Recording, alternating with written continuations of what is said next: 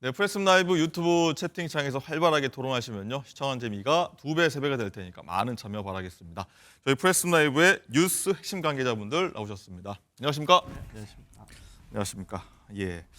총선이 이제 21대로 들어왔습니다. 정확히는 29일. 우선 어젯밤 나온 더불어민주당 공천 관련 소식부터 한번 짚어보도록 하겠습니다.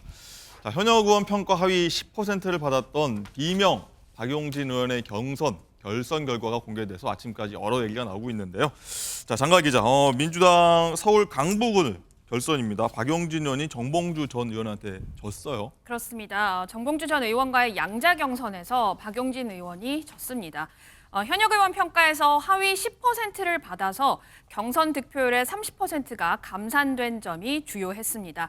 박용진 의원이 승리하기 위해선 60% 이상의 득표율이 필요했는데요. 이 문턱을 넘지 못한 겁니다.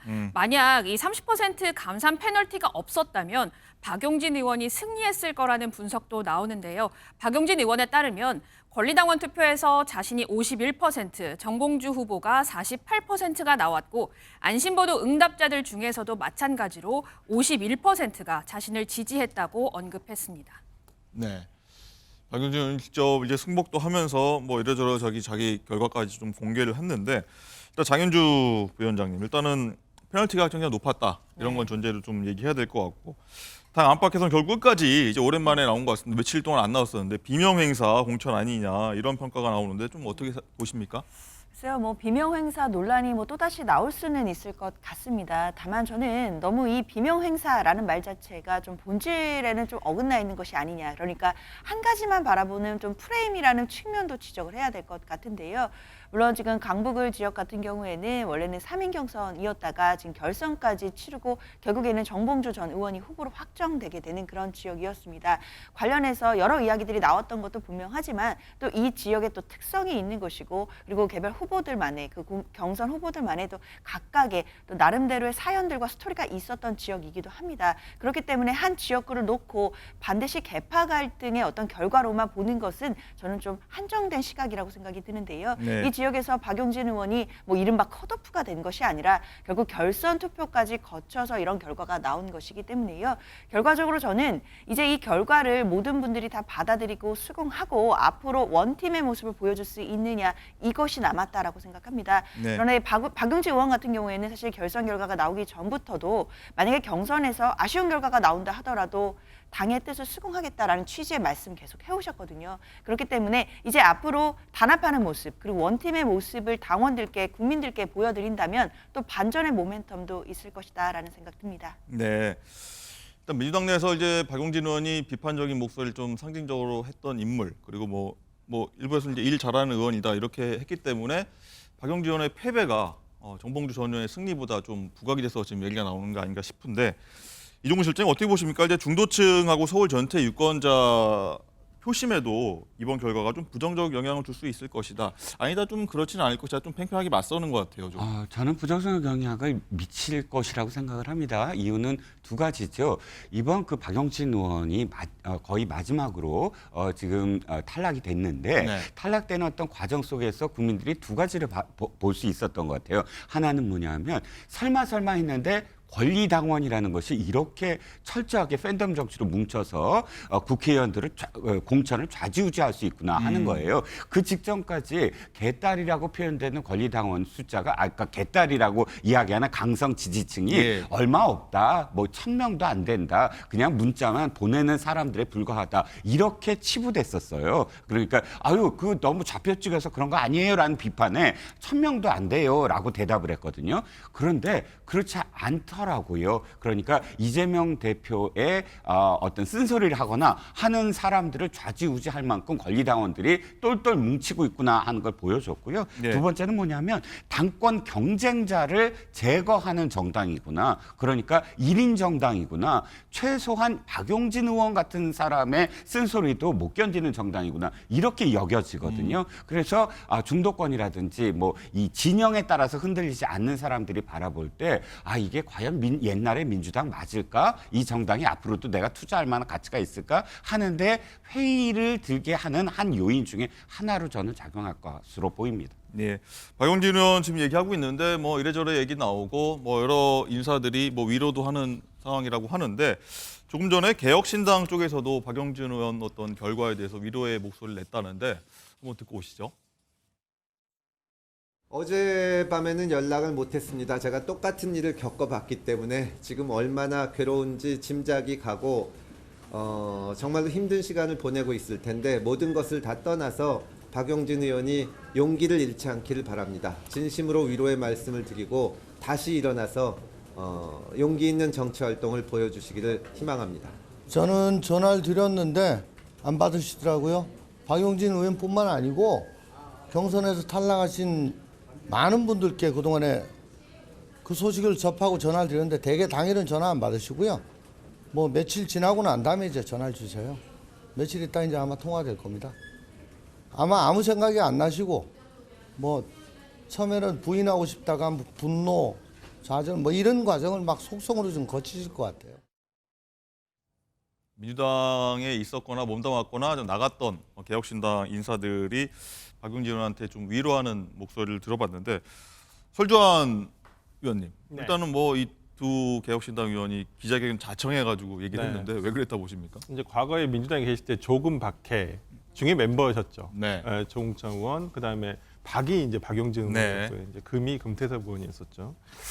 어찌 보면 같은 뭐 다 같은 아마 금태섭 의원 케이스가 지금 벌어지고 있는 거예요. 예. 지난 총선 때는 금태섭 의원이 어쩌면 강서구 본인의 지역구에서 뭐 강선우 지금 현 의원에 의해서 경선에서 졌거든요. 당시에도 그때도 금태섭 의원을 저격하겠다고 정봉주 의원도 달려갔었어요. 강서 갑인가 을인가 제가 지역권 정확하게 기억이 안 납니다만은 당시에 김남국 의원도 달려갔었죠. 근데 당에서 당시에는 이해찬 당시 대표가 배려를 했습니다. 이런 식으로 하면 안 된다. 그래서 김남국 의원은 안산으로 보냈고 네. 정봉주 의원은 부적격이 있다 해서 이제 출마를 안 시켰던 거예요. 근데 그런 일이 지금 또 다시 벌어진 거죠. 그러니까 또 정봉주 의원이 이제는 대상을 또 바꿔서 박용진 의원한테 갔던 거예요. 그러니까 모르겠습니다. 그러니까 그때는 정봉주 의원이 친명 아니었습니다.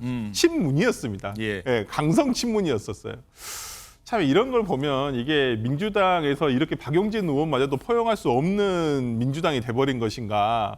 그러니까 소위 우리가 그냥 농담으로 각 당의 이름은 각 당에 없는 것만 있다라고 하거든요. 국민의힘에는 국민이었고 그다음 민주당에는 민주가 없다. 그런가요? 예. 이렇게 얘기를 하는데요. 농담하면서 얘기를 하는데 민주주의라는 것은 저희가 책에서 배웠을 때 가장 크게 배운 것이 사상의 자유시장. 어떤 생각이든 말할 수 있고 어떤 생각이든 가질 수 있다. 다 다르다라는 것이거든요. 그걸 하나를 묶는 것이 민주주의라고 하고 그걸 가장 잘 지켜왔다고 생각하는 것이 민주당이었는데 어찌 보면 박용진 의원의 탈락이 예정은 됐습니다마는 실제로 이게 현실로 드러나니까 참 씁쓸하고 앞으로의 민주당이 이게 당원들은 되게 좋으실 거예요. 권리당원들 정말 그 커뮤니티에 가면 정말 이게 정말 혁신 공천이 됐다라고 얘기하시는데 저도 이제 한때는 몸담았던 당입니다마는 그게 우려스러운 것은 일반 국민들도 똑같이 생각을 하실까 좀 그런 부분에서는 조금 당이 이렇게 협소해지는 것은 아닌가라는 생각이 좀 네. 들어서 좀 우려스럽습니다. 지금 새로운 미래 좀 몸담고 계시니까 하나 더 여쭤볼게요. 네. 일단은 박 의원 같은 경우에는 새로운 미래 등 뭐 여러 당에서 좀 영입 제안을 한 것 같은데 일단 탈당하지 않겠고 남겠다라고 했거든요. 네. 그 점에 대해서는 좀 아쉬우십니까? 저는 어떠십니까? 뭐 오시면 좋겠지만 저는 박용진 의원의 결정에 대해서는 100% 만프로 저는 존중하고요. 네. 민주당 안에서도 충분히 하실 일이 있을 것이라고 생각을 하고 뭐 조금 시간이 더 아무래도 걸릴 것이다라는 생각이 들고요. 뭐 총선 이후에 있을 정치 지형에서 어떠한 역할이라도 저는 하실 것이라고 봅니다. 일단은 이종훈 실장님, 박용진 의원의 잔류가 일단은 백의종군 선언했던 임종석 전 대통령 비서실장 있지 않습니까? 네네. 좀 비슷한 행보로 보인다는 시각도 있습니다. 어떻게 보십니까? 저는 결이 다르다고 생각해요. 임종석 전 실장과 관련해서는 흔들리는 모습이었거든요. 그러니까 명확하지 않았다. 선이 굵지 않았다는 거예요. 예를 들자면 박용진 의원처럼 처음부터 나는 어떠한 박해를 당하지 않더라도 이 당을 지키겠다라고 이야기를 하고 마지막 순간까지도 어쨌든 저렇게 누구도 수긍할 수 없는 좀 객관적이지 아니한 그런 결과가 나왔더라도 난 당을 지키겠다라고 언행일치 자신이 말한 것과 행동이 일치되는 상황이라면 서사가 있어요. 박용진 의원은 그 이후에도 만약에 지금 원내대 진출을 못했더라도 박용진 의원에 대한 생각은 사람들이 굉장히 많이 인상을 가질 겁니다. 하지만 임종석 전 실장은 달라요. 중간에 이낙연 대표를 만났잖아요. 네. 이낙연 대표가 자기 일정도 지금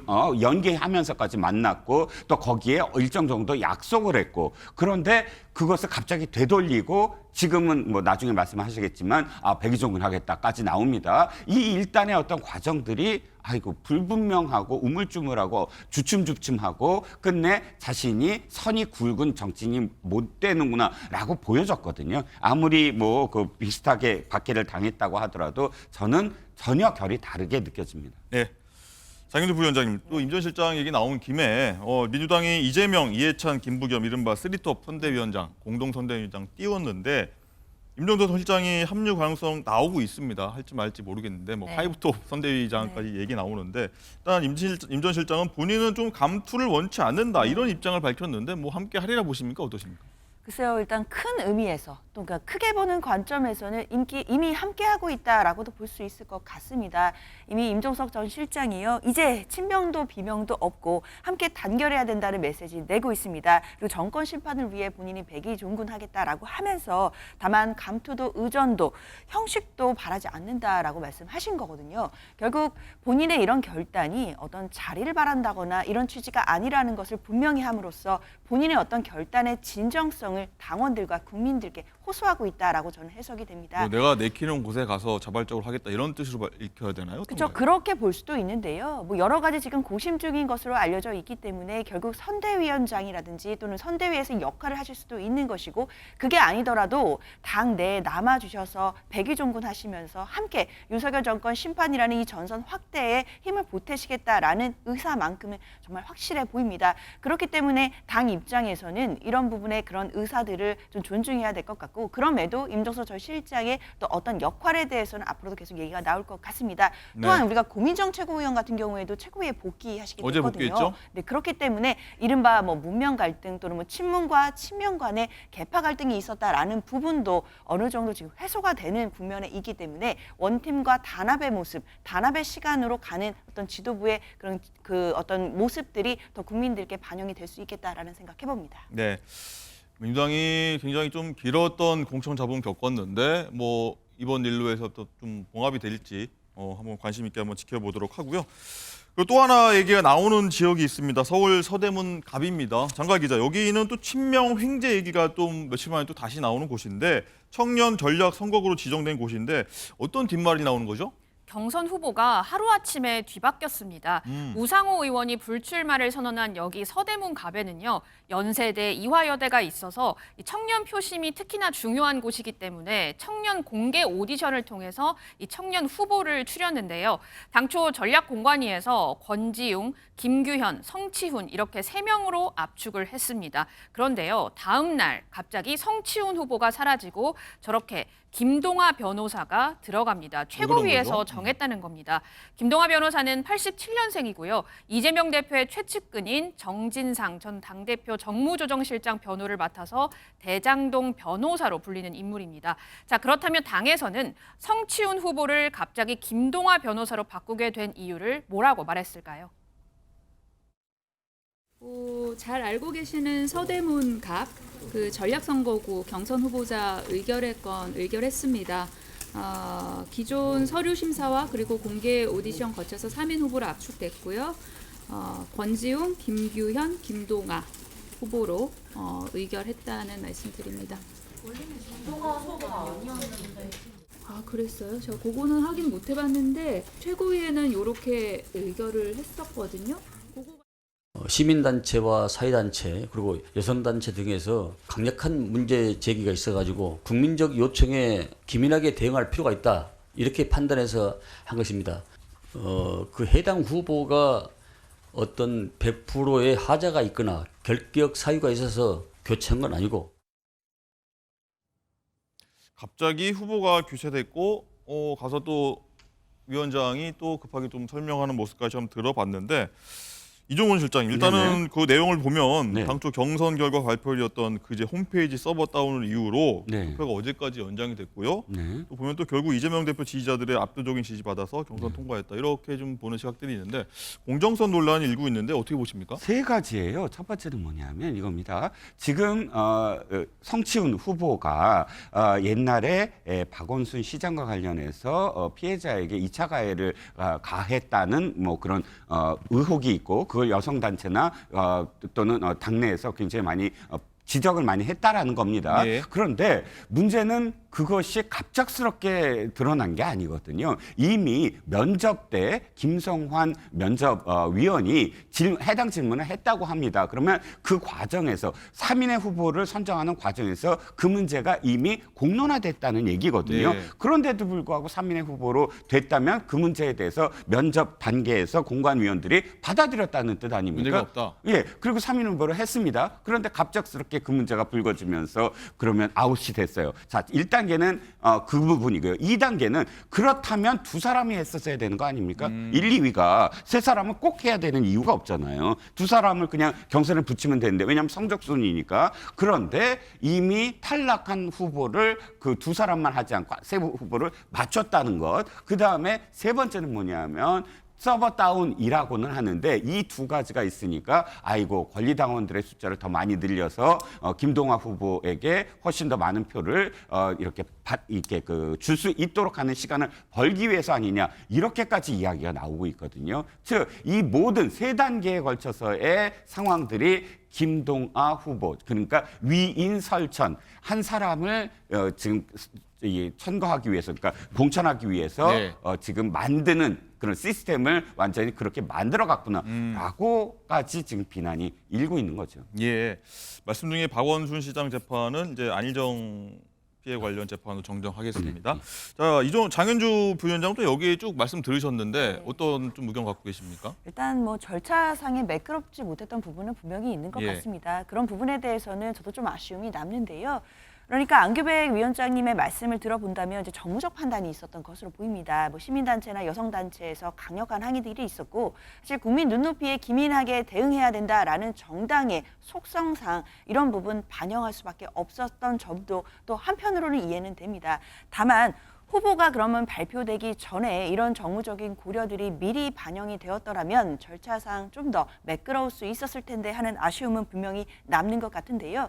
다만 절차상 약간의 매끄럽지 못함이 있었다라고 하더라도 일단 권리당원들의 경선을 통해서 결과가 나온 것이기 때문에 더 이상의 공정성 논란은 차단되어야 된다라고 생각합니다. 왜냐하면 이 부분이 정말 뭐 지도부나 공관위의 몇 명들이 그냥 한 명을 선택한 것이 아니라 결국 권리당원들의 경선이 있었고 투표가 있었던 것이었기 때문에 권리당원들의 선택도 존중받아야 된다라고 생각합니다. 그 과정에서 절차상에 좀 약간의 미흡함들이 있었고 그런 부분들이 지금 본선에 가는 후보에게도 부담이 될까 봐 당내에서는 우려가 되고 있지만 이런 부분이 빠르게 수습이 되고 결국에는 본선에 나갈 후보에게 어떻게 힘을 실어줄지에 대한 원팀에 대한 고민 있어야겠습니다. 네. 절차상 좀 미흡한 점이 있었지만 경선 결과는 좀 존중해야 된다 이런 의견이셨습니다. 자, 논란 하나 한 번 더 짚고 가도록 할 텐데 장가희 기자, 이거 굉장히 좀 최근에 논란이 많았던 얘기입니다. 차원 후보다 이재명 대표 이렇게 외쳤던 화제 인물이 있는데 안규령 후보죠. 안규령 후보인데 어제인가요? 최근에 선거 유세 중 좀 진땀 빼는 일이 있었다고 해요. 그렇습니다. 총선이 30일도 안 남았는데요. 자신이 출마하는 지역구의 동 이름도 몰랐기 때문입니다. 한 언론 보도에 따르면 안 후보는 지난 8일에 도봉구 창동 신창시장을 방문해서 상인들과 만남을 가졌습니다. 한 상인이 여기가 무슨 동인지 아느냐라고 물었더니 안규령 후보가 답을 하지 못했다고 합니다. 그러자 상인이 좀 알고 다녀라. 이렇게 다니면 욕먹는다라면서 이렇게 왔다가 또 후딱 떠날 사람들 아니냐라면서 호통을 쳤다고 합니다. 또 이 상인은요. 재차 그러면은 이 신창시장 맞은편에 있는 골목시장은 몇 동이에요? 라고 물어봤더니 안규령 후보 이번에도 대답을 못했다고 합니다. 이처럼 자신이 출마하는 지역구에 이 동을 묻는 질문에 우물쭈물하자 다른 상인이 우리 후보님 이제 왔잖아 라면서 조금 감싸줬다고 하는데요. 안 후보는 이 음식을 권하는 해당 상인에게 저는 음식 먹을 자격이 없는 것 같다라고 말하기도 했습니다. 있습니다. 안 후보는 경주 출신으로요. 울산에서 학창 시절을 보내고 이화여대를 나왔는데 자신 스스로 이 도봉갑과는 연고가 없다 이렇게 언급하기도 했습니다. 예. 설주환 실장님, 이거 웃어야 될지 뭐 어떤 표정을 지어야 될지 다들 난감해할 것 같은데 출마하는 동네명을 모른다. 여기 주민들 같은 경우는 그럼 어떤 생각을 좀 하게 될까요? 일단 우리 지역을 대표할 수 있나? 지역구 후보, 물론 뭐 안기령 후보가 뭐 국회의원은 뭐 대한민국이 다 지역구 아닙니까? 이런 얘기를 했다고는 해요. 네. 뭐 법상으로는 뭐 틀린 말은 아닙니다. 뭐 국회의원은 원래 대한민국을 대표해서 하지만은 우리가 지역구 후보와 비례대표 후보를 따로 뽑는 이유는 있지 않겠습니까? 그렇다면 지역 대표성이 어느 정도 있기 때문에 지역구 후보를 뽑는 것입니다. 그래서 지역구를 정해놓는 것이고요. 안 그러면 그냥 대한민국 하나로 해가지고 1등부터 300등까지 뽑으면 되지 않겠습니까? 저는 그런 의미에서라면 지금 안기령 후보가 지역구 후보로서 조금 부족한 행동이었다. 그러니까 제일 처음에 자기가 잘 모르고 그리고 보통 지역 같은 경우 자기가 태어나거나 아니면 초등고등학교만 다니다가 타지에 가 있다가 다시 오는 경우도 꽤 많습니다. 네. 그런 경우에 달라진 자기 동네를 다시 한번 복귀하거든요. 최소한 뭐 구청 홈페이지에 들어가서 행정구역상의 어떤 그것도 좀 보고요. 지도도 보고 그다음에 관 내에 그 인구 구성이 어떻게 돼 있는지 이런 건 최소한 파악을 하고 가야지 어디 가서든 내가 무슨 말을 할 수가 있고 그리고 제일 처음에 차 타고 돌아다니지 않지 않겠습니까? 차 타고도 한 바퀴 돌고 그냥 걸어 다녀야죠. 걸어 다녀서 어디에 뭐가 있고 사람들이 어디를 주로 다니더라 이걸 몸소 느껴야 되는데 저는 그런 부분에서는 뭐 안기령 후보가 아직 시간이 좀 부족해서 좀 그런 면도 없지 않아 있겠지만은 저는 최근에 이루어지고 있는 특히나 서울권에서 이 중심권이 아니라 약간 이 도봉구 같이 외곽을 둘러싸고 있는 곳에서는요. 예. 우리가 잘 모르는 이제는 서울 연고주의가 새로 이제 생겨나기 시작했어요. 서울 이제는 연고주의. 부모가 예전에 지방에서 올라오셔서 서울에 정착했던 분들이 7, 80년대에 자신의 자녀들이 그곳에서 태어난 것이에요. 그러면 7, 80년대 서울에서 태어난 사람들은 이제는 거기가 자기가 연고주의가 되는 거예요. 나는 이제 서울 도봉 출신이다. 아니면 서울 중랑 출신이다. 아니면 서울 노원 출신이다. 이런 것들이 생기기 시작하거든요. 저는 김재섭 후보가 어찌 보면 그 서울 연고주의의 첫 세대라고 보여요. 상대 후보죠. 그럼요. 그렇다고 한다면 지금 안기령 후보가 과거에 예를 들어서 서울이나 경기 지역에는 그냥 바람 선 거 아니야? 당시의 이슈가 어느 당으로 많이 분야에 따라서 달라지는 거 아니냐 표심이. 근데 지금은 조금은 거기에 물론 그 바람 선거라는 것도 아직 영향력이 남아 있지만은 여전히 지금 이제부터 새롭게 생겨난 것은 서울 신연고주의의 세대가 세어났다. 저는 그렇게 보기 때문에 네. 쉽지 않은 선거다. 저는 그렇게 봅니다. 신연고주의 말씀하셨는데 장윤주 부위원장이 어떻게 보십니까? 이 국회의원들이 모두 그 지역에 살아야 되는 건 거주해야 된다. 꼭 그런 건 아니잖아요. 이렇게 항변할 수도 있을 것 같은데. 그렇죠. 그런 항변도 가능하겠지만 그래도 또 지역 구민들이 바라보시는 시각은 더 다를 수 있다라는 네. 점도 분명히 또 명심해야 될 것 같습니다. 사실 여야 할 것 없이요. 지역 연고가 없거나 또는 상대적으로 부족한 후보들이 공천된 바가 있습니다. 아마 그런 분들 지금 이 안기령 후보의 어떤 뉴스를 보고 지금 깜짝 놀라서 본인의 지역구 막 동과 행정구역 네. 공부하고 있을 것 같거든요. 그렇기 때문에 이 모습들이 안기령 후보에게만 국한됐다라기보다는 지역 연고가 부족하거나 상대적으로 없는 분들, 그런 후보들 입장에서는 지역 구민들께 본인이 지역의 일꾼으로서 어떤 일을 할 것인지 이런 표심을 찾아가기 위한 노력, 공부 당연히 게을리하면 안 되겠습니다. 네, 안기령 효과 이런 게 좀 볼 수도 있겠군요. 이종훈 실장님 어떻게 보십니까? 이 김재석 국민의힘 후보는 좀 뭐 너무한 거 아니냐 이렇게 얘기하면서 일각에서는 안기령 덕을 더 김재석 후보가 본다 이런 얘기도 있어요. 그건 이제 일단 안기령 후보와 관련된 여러 가지 어떤 안 좋은 그런 그 기사들이 많이 지금 쌓이고 있습니다. 안기령 후보가 좀 안타까운 게 차은우보다 이재명 그것 때문에 전국적 인지도를 좀 획득했다고 이야기가 되고 있지 않습니까? 예. 그렇다면 자신한테 정말 기회가 주어졌을 때 좋은 어떤 이미지의 기사를 양산할 수 있도록 열심히 했어야 되는데 그건 안타까운 부분이고 그것을 상대적으로 김재수 후보가 정말 이렇게 자신한테 유리한 지형으로 그러니까 가져올 수 있을까는 진짜 김재수 후보가 더 열심히 해야 됩니다. 이 지역 정말 힘든 곳이거든요. 그러니까 단순히 뭐 안기령 후보가 잘못하고 있으므로 안심할 게 아니라 김재수 후보는 자신이 왜 선택받아야 되는가를 도봉 주민들에게 보다 더 적극적으로 지금 나서서 설득해야 될 시점이다라고 생각합니다. 네. 30대 후보들이죠. 굉장히 어떻게 결과가 나올지 한번 계속 한번 지켜보도록 하고요.